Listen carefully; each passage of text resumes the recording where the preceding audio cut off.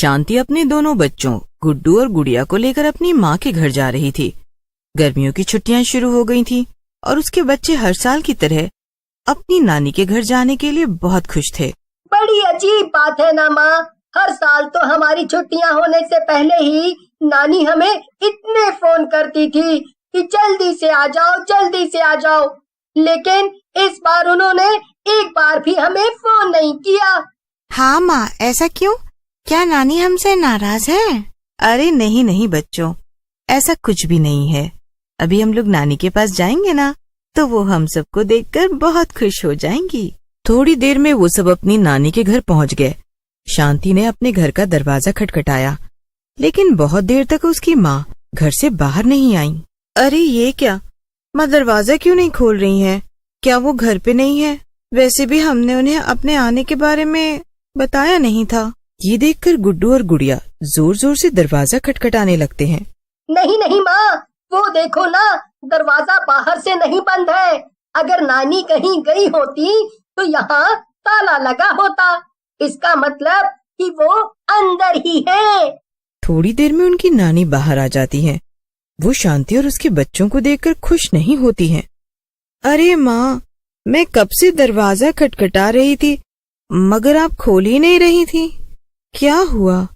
आप सो रही थी क्या?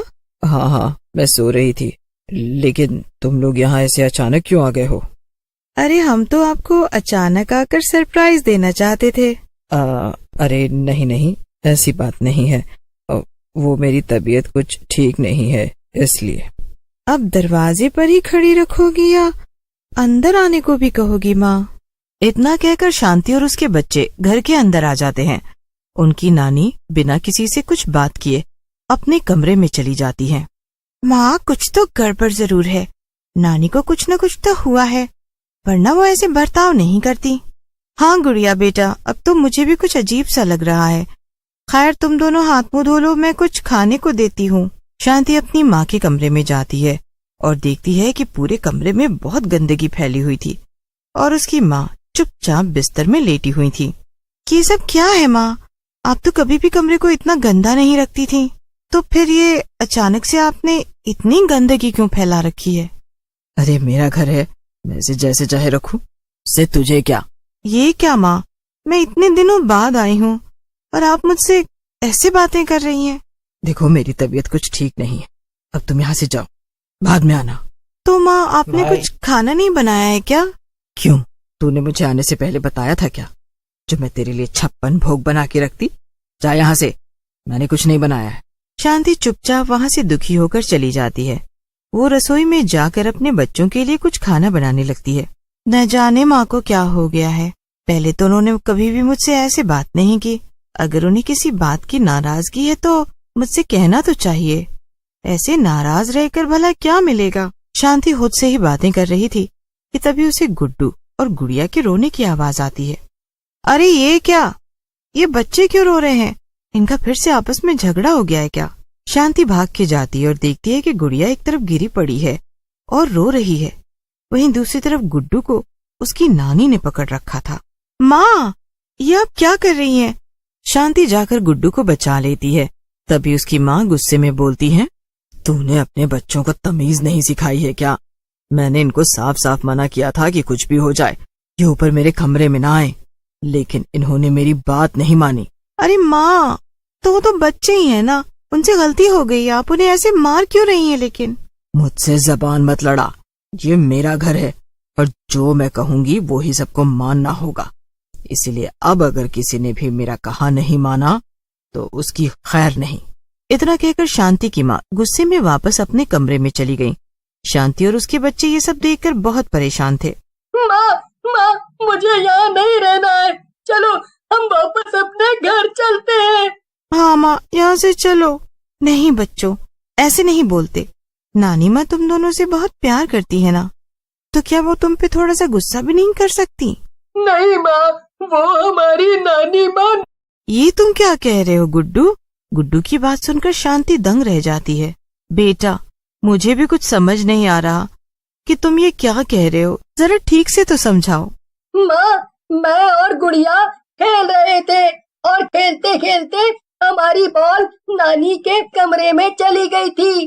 जब हम उसे लेने गए तो हमने देखा कि नानी के कमरे में एकदम अंधेरा था।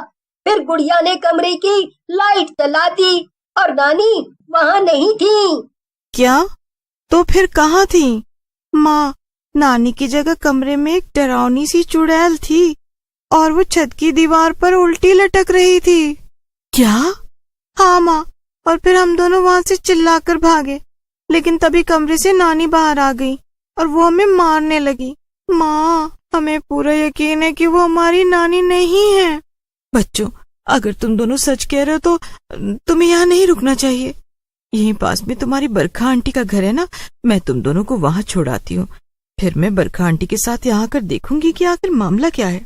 ठीक है माँ, लेकिन आप भी अपना ध्यान रखना। बरखा शांति के बचपन की दोस्त थी और वो उसके घर के पास में ही रहती थी। शांति बच्चों को बरखा के घर लेकर जाती है और उसे सब बता देती है। क्या बात कर रही हो शांति?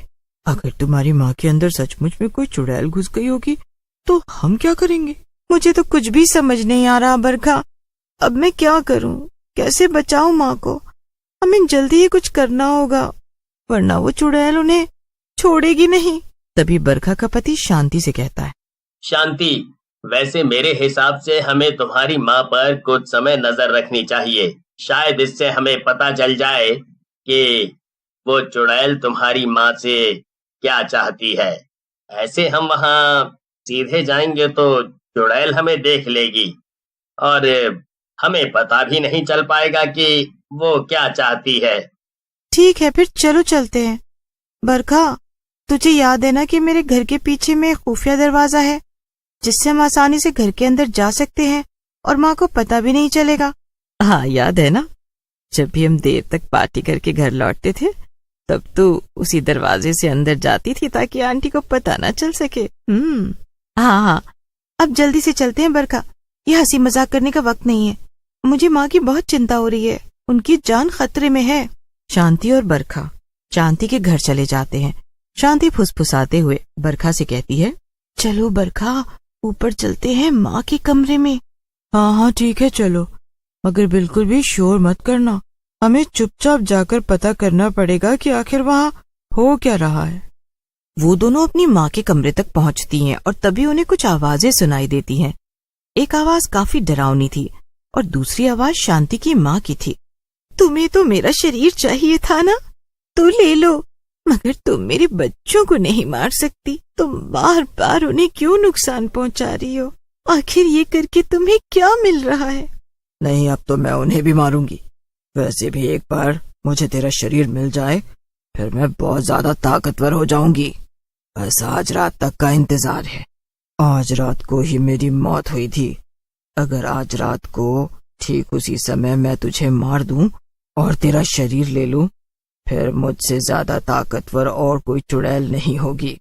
जैसे ही शांति ये सुनती है वो दरवाजा खोलकर अंदर पहुंच जाती है और अपनी माँ को रोक लेती है।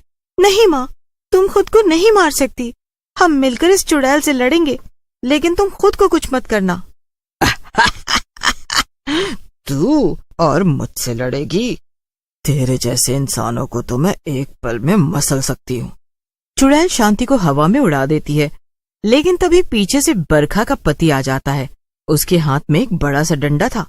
वो उस डंडे के सहारे चुड़ैल को जोर जोर से मारने लगता है। थोड़ी ही देर में बरखा का पति चुड़ैल को इतना मारता है कि वो वहां से भाग जाती है। ऐसा करने से शांति और उसकी माँ उस चुड़ैल के चंगुल से आजाद हो जाती हैं। बरखा, अगर तुम और तुम्हारे पति आज नहीं होते तो आखिर मेरी माँ का क्या होता? मैं शायद उन्हें हमेशा हमेशा के लिए खो देती। और तो और ये चुड़ैल मुझे और मेरे बच्चों को भी मारना चाहती थी। तुम्हारा बहुत बहुत धन्यवाद बरखा। और सब कुछ पहले जैसा हो जाता है। गुड्डू और गुड़िया भी अपनी नानी से फिर से मिलकर बहुत खुश थे। भाई, इस तरह के नए नए कार्टून वीडियो देखने के लिए मेरे चैनल को सब्सक्राइब करें, बेल आइकन जरूर दबाएं। धन्यवाद।